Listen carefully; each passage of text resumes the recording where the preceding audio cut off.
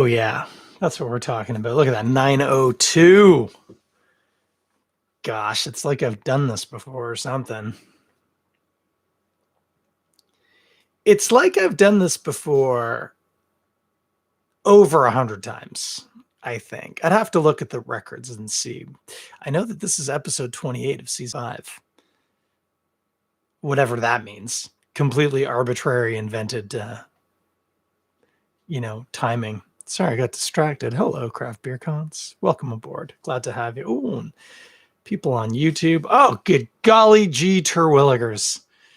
Must be Monday night in Toronto. We're drinking some beer. I'm not yet. I just finished a beer. Had a go figure. If you're a fan of the show, will not surprise you to know. Some Godspeed. Drinking the Pilsner in the shower. Have a toque on because my hair's still wet and I'm cold as. So I'm feeling a little blurry and I'm going to drink some cold beer. But this beer might just warm me up a little bit. We'll have to wait and see. First off, and we will talk about this in a minute once we've drank some beer, but a very warm and happy International Women's Day to women everywhere. I don't really know how we're meant to celebrate this holiday. Gifts and greeting cards are appropriate, but it is worth pointing out. Some of the most influential people in my life are women, and I would definitely not be who I am, not be nearly as good a dude as I am, which might not be the greatest, unfortunately, if it weren't for a number of wonderful, caring women in my life. So it's an important day. Happy to be here on a Monday celebrating it with you. Let's get to it. Let's do a beer for International Women's Day. Let's do a Frühli. Now, that's stupid. That's the sort of terrible crap that women have to deal with all the time in beer. Women like all sorts of beers, and maybe the woman in your life might like this one. Now, we talked about this last week. This might seem like I just didn't get around to getting more beers and doing another Storm Stayed beer. That is not the case.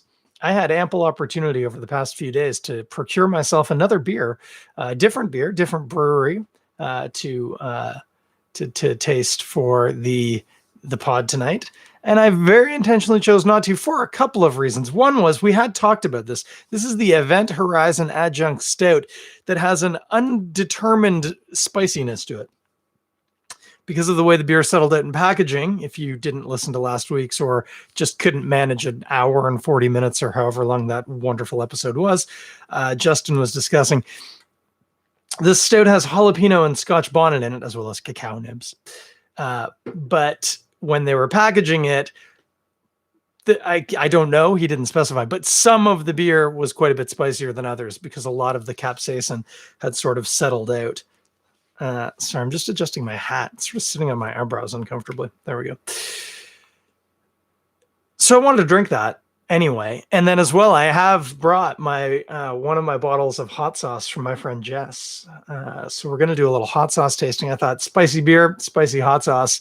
Let's get spicy. I'm feeling cold, so hopefully it warms me up a little bit. I will point out, and I will remind you of this when we talk about where you can buy this. You can't. They're out of it. But they might make it again. Storm State I'm talking about. Whoa, Nelly, it's 10.8%. I did not know that until that very moment. This is a punchy beer. Anyway, speaking of punchy beer, let's do it. Let's get in here. Event Horizon. Yeah, that's the stuff right there. That's the stuff dreams are made of. Yeah, there we go. Camera angle's good. That's stout, all right. That is not a crispy boy. Oh, and it is. That is the heart of darkness. That is a dark stout. They call it an adjunct stout. That's an interesting term. I would have called that almost an export stout. It is black. I'm holding it up to various lights in my room. I cannot see a thing through this. It is dark. That's black. Very dark brown head. If I spin it up here, try and get that into the camera for y'all. Also try not to pour beer on myself. Yeah, it's hard to work up, but maybe when it's a bit lower. But like that is, the head on that is darker than a lot of beers out there. That is something. Oh, and I'm smelling. Well, we're going to see how this one goes. Is this going to be a precursor to the hot sauce tasting? I do not know, but it smells heavily of peppers. I'm getting a lot of pepper aroma coming off of this one. So kind of excited. Oh, wow. Oh, yeah, on the nose. Holy moly. Definitely cocoa or cacao nibs, if you prefer. Ton of coffee, which I'm assuming is coming off the malt. And like freshly roasted beans, not like brewed coffee, that really oily coffee beany kind of aroma, which I also often associate as having a bit of a plant material-y almost smell to it, whereas like a brewed coffee has more of the char and the aspects of the roast. The beans actually have a certain amount of kind of plant or vegetative kind of taste to them. So yeah, and then peppers, like on the nose, I would almost say more jalapeno-y. There's some Scotch bonnety smell in there, but it's not dominant, so it could be an interesting mix. So let's see what happens. If I break out into a coughing fit because it's very spicy, my apologies in advance.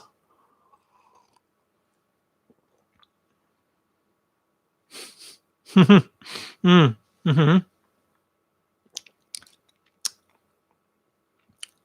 It's not mild. It's not the spiciest spicy beer I've ever had, but it's definitely spicy. Nice bit of heat to it though. But what's amazing is all of that stuff from the stout is still there. It's rich, chocolatey, coffee. I'm going to take another sip. I'm expecting some char or some smoke in there, but I'm not getting any.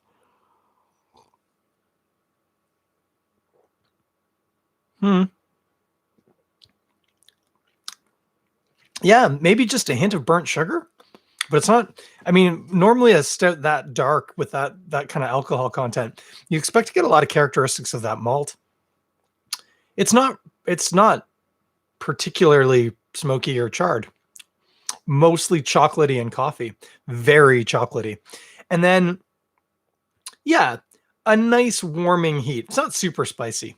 It's spicy. It's beer. That's a little unusual, but it's not fiery hot by any standards. But it's definitely spicy.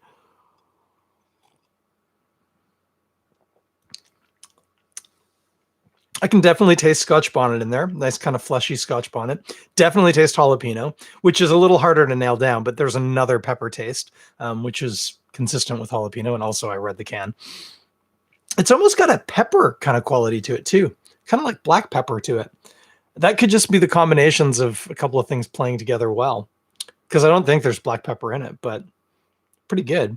Yeah, and like I say, spicy but not uncomfortable. Just it's really warming my chest right now. It's quite. It's actually exactly the beer I needed because I was cold. It's warming me right up. Mm-hmm. It's a really good example, actually, of that sort of style. It's easy to over spice a beer like that and just make it like hot sauce with the fizz. And they haven't done that, and I'm glad. Although apparently some of the cans maybe were more in line with that. Also, you can go the other way and just kind of look for the flavor of the pepper without a lot of heat. And they haven't done that either. I think that one's about bang on, if I'm honest with you. Probably actually, you know what, if I'm honest, for most people, that's probably spicier than they would want. I certainly have I would think of maybe higher than average tolerance for spicy foods. I'm not crazy, I've done stupid things, but I'm able to identify them as having been stupid. So, you don't have to try and recreate hot ones at your home, which I've done. But yeah, it's nicely spicy. Nice little burn on the back of the palate, in the throat and chest. And then, yeah, otherwise, just this really nice chocolatey, peppery beer. It's really good. Interesting to think about what we're going to eat with it. I am going to do this hot sauce tasting, and that could work out well. Now, this hot sauce, yeah, you know what? Let's do it. This hot sauce from my friend Jess. I think I was listening to the podcast. Oh, and by the way, I never even said this. Part of the other reason why I did the Event Horizon from Stormstayed not for Stormstayed, but in a way for Stormstayed, was to make up for the fact that it took me forever to get the edit together of the actual podcast, partially because of its length.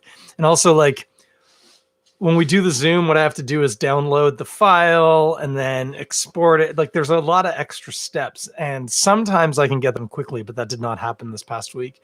So I didn't actually get the edit done until Saturday. I felt terrible because I think it was a good app. We had a really good chat, and Paulie's a good buddy of mine, and love any chance I get to hang out with him digitally or otherwise. And Justin's a really good dude. I only just met him, but really solid guy. So this is also kind of partially by way of apology. This one will drop on Tuesday. I'll finish the edit tonight. When I'm doing it on my own, it's easy. It's recording as we speak, and I just need to sweeten up the radio voice a little bit. I should put some reverb on that. I put reverb on everything. So yeah, instead of talking about what we might, let's try eating it with a bit of Jess Sickender's hot sauce. Oh, no, I was going to say, I said that she'd sent it in or sent it along, something like that. She sent it along with me. Jess, I don't believe, listens to the podcast. Jess is a very well-respected lawyer working towards becoming a judge. She gave me this when I dropped by her house. Funny enough to pick up a surfboard. That surfboard over my shoulder, which... yeah, it's behind a door. You can't really see it. Sorry. But it's back there. And while I was there, she said, here, take some hot sauce with you. So she gave me this one. This is mango habanero, I think is what it was. I went to say pineapple. I'm pretty sure it's mango, also by the color. Although that could be the habaneros, but I'm pretty sure it's mango habanero. And then she also gave me a Carolina mustard style hot sauce, which I've been loving, that Indie Ale House one. To be fair, oh, hello, darling. To be fair, the Indie Ale House one's actually pretty mild in terms of hot sauces. There's some heat to it. It's picante, but it's not like a painful lights out kind of hot sauce. Jess's really packs a punch. Jess made hers with Scotch bonnets, and it's pretty fiery, but I love it. I've been eating that stuff on my hot dogs with some sauerkraut, like it's going out of style. That is a great hot sauce. Hot sauce, too, that I've never made. I made a mustard style sauce years ago, but I had no idea what I was getting into. And it basically was like mustard with spices. It wasn't great. Indy's and Jess's both significantly better than mine. And probably a style I'll play with a little bit. The key that I've found from both of them, it's got to be sweet. You need to add something real sweet to it to, I don't know, open it up. I don't know what the deal is. Anyway, that's not what we're having tonight. We're having this guy, as I say, mango habanero. Now you'll notice this bottle's been used. I have been making use of this hot sauce and enjoying it. And I have actually tasted it plain, but I'm going to do it again right now. I'm going to do it on a nacho. Not going to do it off the back of my hand because I suspect this will be another one that would potentially leave a little spot of pain and discomfort. But I will give myself a generous little glob here. Kind of hard to see because that's a red chip and it's an orange sauce, but there's at least a teaspoon there. Hey, Beer Exchange Canada. So let's see how this goes. I'm a little worried.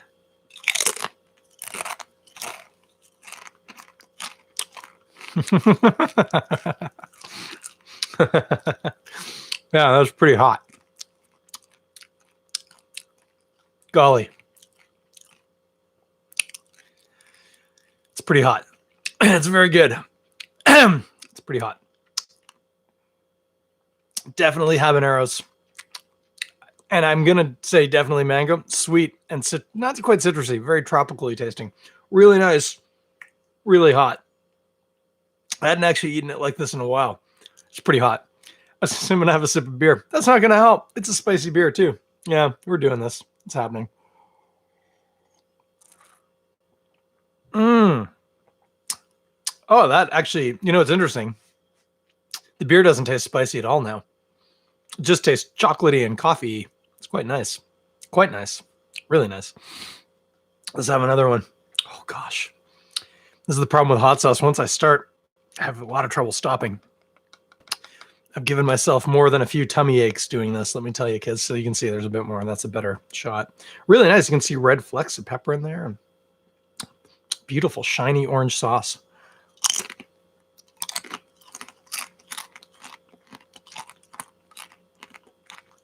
Mm-hmm. Oh, yeah.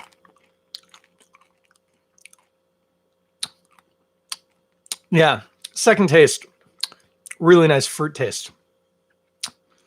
Again, I don't know if blind I would have necessarily picked mango, but nice tropically sweet fruit to it. And then habanero, just filling it in. Whew. Just a really nice burn all over the mouth, down the throat. That's such a good sauce. Jess is killing it. You're doing good things, Jess. Keep it up. I know you're not listening to this, so if you see Jess, tell her she's doing good things. I'll message her on Instagram. Gosh, I like that sauce a lot. Pretty spicy, though.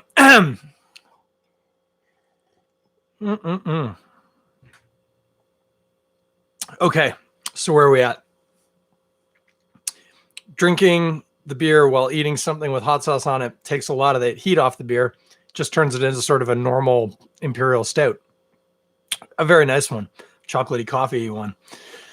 Had a very nice, distinctive, peppery taste to it before I ruined my mouth with fiery hot sauce from Jeff. The hot sauce, fiery and hot, beautiful, fruity taste. Really good on a chip. Really good on, I put it on some sandwiches. Been really good there. I think I used it to kick up a bowl of chili or something. It was good. It's good stuff. I like that sauce. Where do you get them both? Well, probably not either. Storm State is out of Event Horizon, so you'll have to wait until the next time they make it. Jess actually just told me not that long ago that she has more peppers in the freezer. She only made a certain amount of sauce, but she thinks she's going to make more. But if you don't know her, tough beans. You're not going to get a hot sauce off of her. But if you happen to run into her, ask her for her hot sauce. It's magnificent. If you make hot sauces, whether professionally or as a hobby, and you want to send me one or connect me with one, I'm always happy to taste a hot sauce.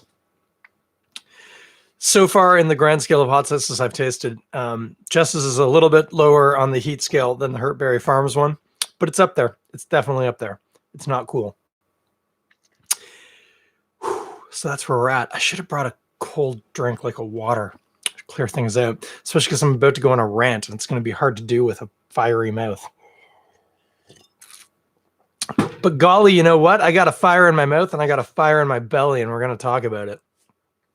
I just need to eat a chip, I think. Maybe two. Maybe two. Three, actually. Okay, just three. That'll do. Sorry, I'm talking with my mouth full. But I kind of need to, because my mouth's on fire. My nose is running.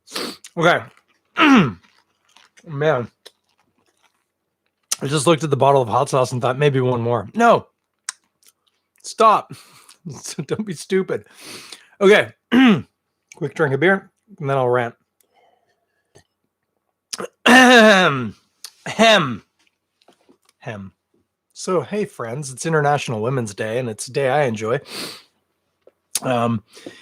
As noted, a lot of women in my life made me who I am, and I'm very, very thankful for that. Not least, obviously, it's easy to point out, my mother. My mom's a great woman, and went through a whole heap of nonsense in her personal life to get me where I am today. Not least because I was not an easy kid. I was quite sick and caused no small amount of heartache. But here I am, and she made it, and I think we did okay. My sister, who I was raised with, obviously, as you tend to be, not always, but often. Obviously, I also had a significant impact on me. My stepmother, fantastic woman, Jeanette, and bit of a rocky start there, as often happens with step parents, but I like to think we've settled into a pretty good relationship in the past sort of, well, let's be honest, 15 years at least. And so many more. Oh, obviously my wife. What am I even thinking? She's on the call right now. But yeah, so many amazing influences in my life that, sorry, I'm still working on the hot sauce here. Sorry, I was saying so many of the amazing influences in my life are women. And in a lot of ways, especially as a teenager, I used to identify a lot of things that I thought of myself as being quirky and different. I attributed to the fact that my dad was around. It's not that he wasn't involved in my life, but I didn't live with him. And so a lot of my time growing up was spent in the company of women. I tend to still connect with women more easily and quickly in terms of friendship. I have a lot of dude friends, obviously, but I do find some level of comfort. Sorry, still working on hot sauce here. Comfort and friendship with a lot of women who all are at least in part responsible for me being who I am. Just fantastic. Also worth pointing out, real uphill battle. Oh, guys, this is why I shouldn't have done the hot sauce tasting when I was going to try and talk about something serious. Women in brewing. Some of my very favorite people in brewing are women, and they really are trying to carve out a space in what's been historically and remains a predominantly male-dominated industry.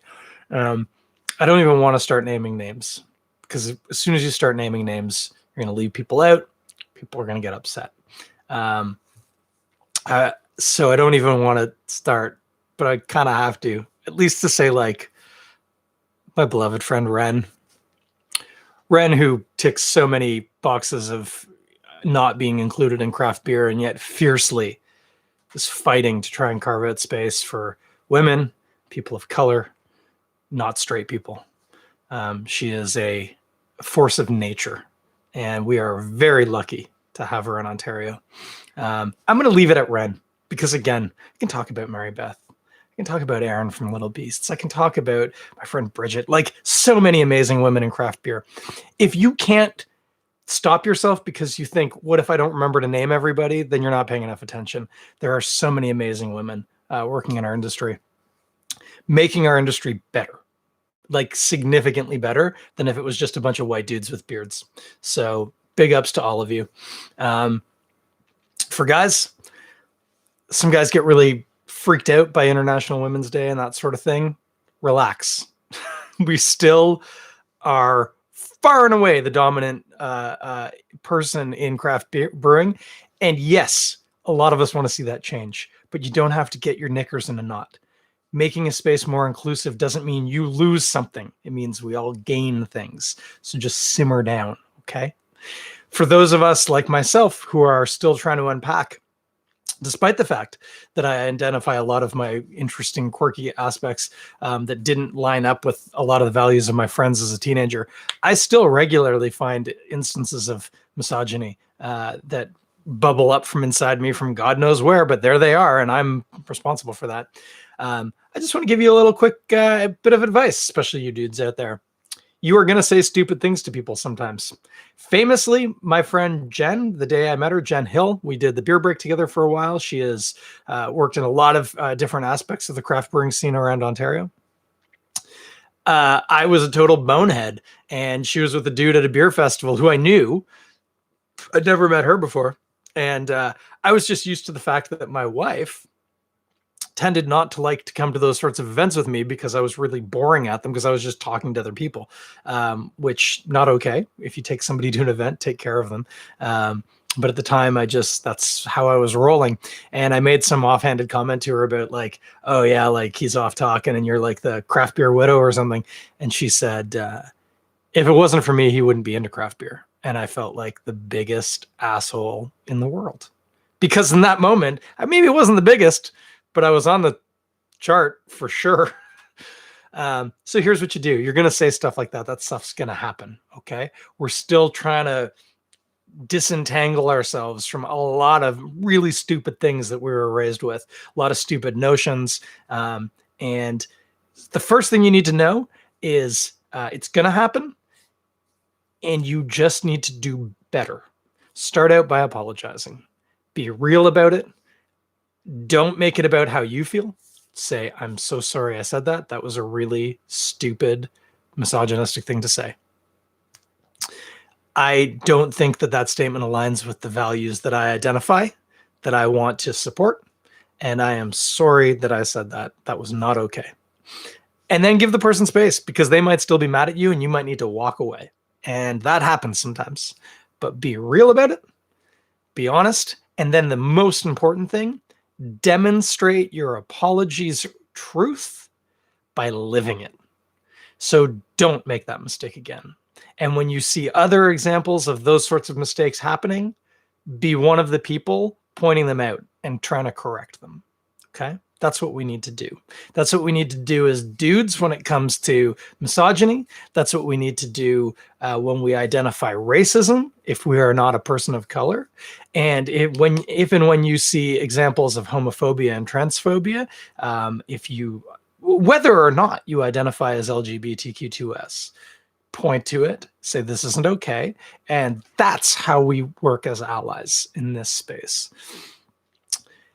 Unfortunately, this rant and what I was really driving towards in it as I started saying it and realized where I was going brings up a really unfortunate thing. And these things happen, and I don't always necessarily point it out, but this one really bugged me. So we're going to talk about it right now after I have one sip of spicy beer.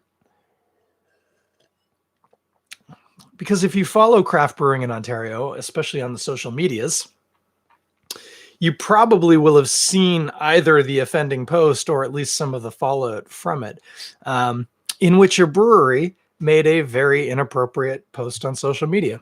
This stuff happens. There are still breweries that use really gendered sexual packaging.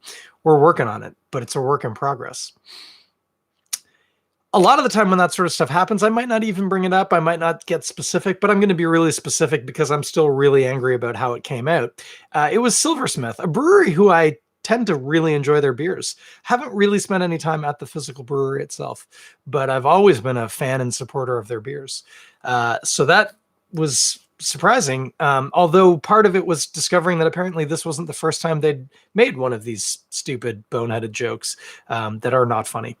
In this particular case, it was in reference to the ceasing of the Seuss estate publishing those 6 books that conservatives are all up in arms about cancel culture, which is hilarious because they weren't canceled at all. I certainly had never heard a public call for those books to be unpublished. It seems that the Seuss estate on their own identified that these were problematic titles and that they wanted to stop making money off them. Good for them. That's their call.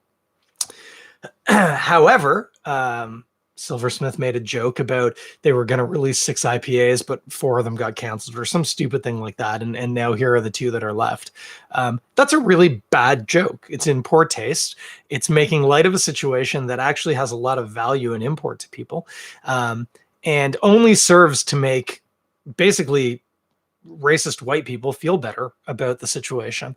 If I'm honest, racist white people don't need any help feeling anything. What we need to be doing is trying to make people who have been marginalized and maligned by racist white people feel better. And that sort of joke doesn't do it. It does not indicate that you're a welcoming place. It kind of makes one wonder if their own personal values and the values of the brewery line up. And I would suggest probably they don't. And it was a very upsetting and frustrating thing to see. I commented on it on the original post, said, guys, this is some douchebag bro bullshit and we need to be better than this. A bunch of other people also commented, and they took down the post, as happens, and then they issued an apology. Okay, so far so good. Apology was weak. It wasn't quite an I'm sorry you were offended apology, but it was almost an I'm sorry you were offended apology, which, just for the record, you are not apologizing in that situation. You are saying, I'm sorry that you felt in a certain way. You're not taking any responsibility. You could say, I'm sorry I made you feel this way. That's also not a very good apology, but at least it's owning the fact that you were the cause of it. A much better apology is, I'm sorry I said this stupid thing that doesn't represent my values, and I will not do that again. That isn't quite what they got to, but okay, we're working on it. But then what really grinds my gears, to use the Peter Griffin, was a couple of people on the Silversmith page, of course, toned in support for them. Oh, it was probably people who clearly and actually volunteered the fact that they'd never seen the offending post. One person in particular, who I won't specifically name here, and God, I hope he doesn't listen to this podcast, but if he does, you know what? I'll take the E, I'll bleep this out, whatever. You know what, man? Go fuck yourself, okay? If you listen to this podcast, stop. I actually don't want you to listen to this podcast. You're not cool enough to listen to this podcast. Anyway, these people started saying, it's probably one of the people. It was probably some joke about Women's Day, implying that it was all women who were angry about the post. Anyway, I got into it. Some mean words. Sometimes you got to sink to the trolls level, and I got to tell you, it feels good. I'm just looking over my shoulder. No, my kids are in bed. They're not listening to this. You know what? Sometimes you need to punch Nazis. Sometimes people need to get punched in the face.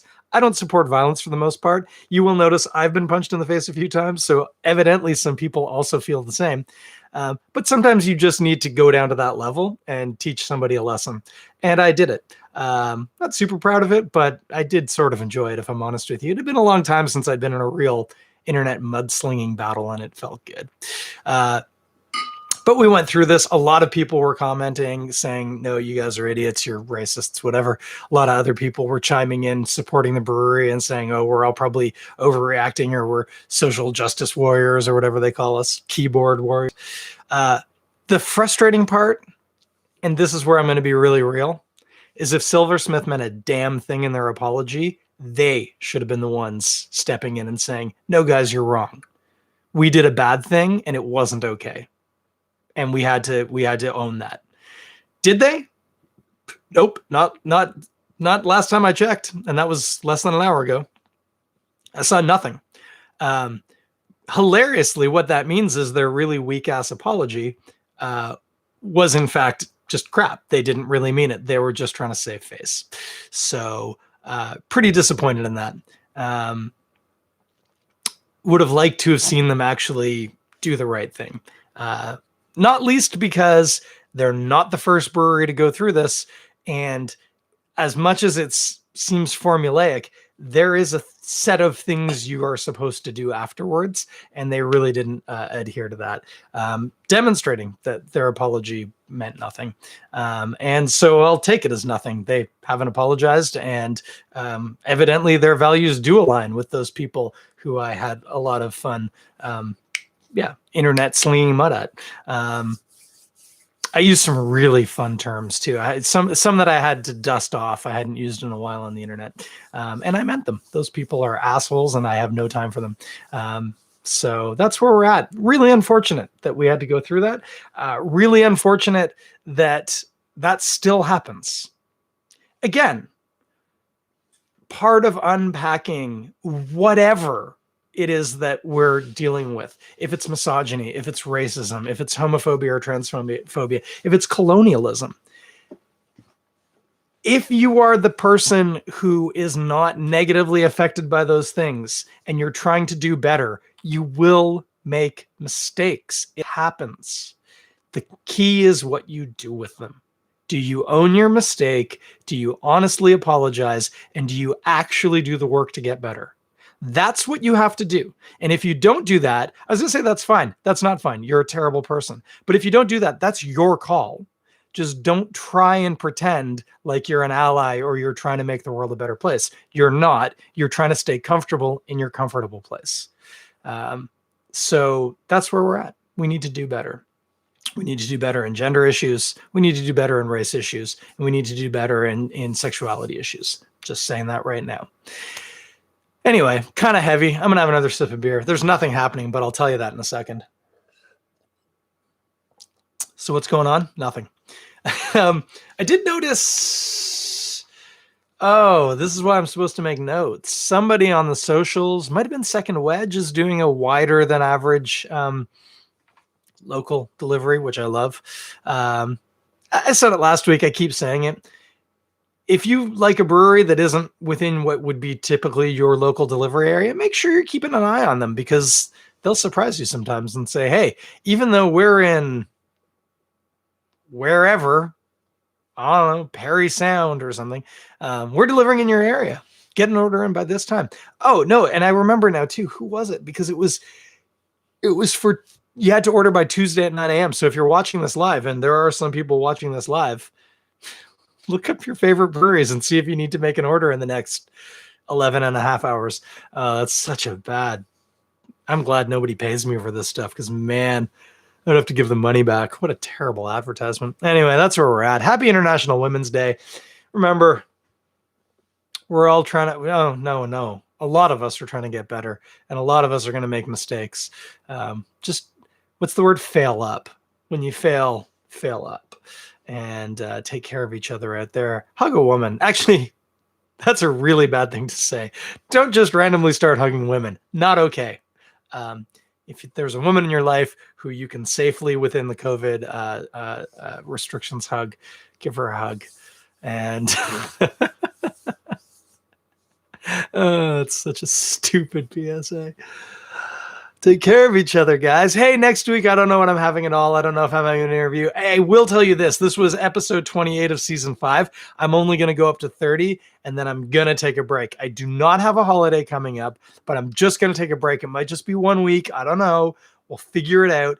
But 31 episodes seems like too many in one season. So we're going to roll over. That'll be episode 1 of season 6. So we got 2 more coming down the pike, and then at least a little bit of a break. We'll figure things out. We'll see what I drank. Who knows? Maybe in season 6, there's going to be a whole new format. Maybe. No, I got nothing. Who knows? Suggestions? Always welcome. Get at me. I'm not hard to find. In the meantime, I'm going to drink some of this spicy beer. If I'm honest, there's a good chance as soon as I'm done this, I'm going to have another chip with some of that hot sauce on it because, I would say I'm a glutton for punishment, but in the immortal words of arguably one of my favorite television chefs, who is wildly underrated, a Canadian fellow, Bob Bloomer, I will say, in fact, what I am, I'm a glutton for pleasure.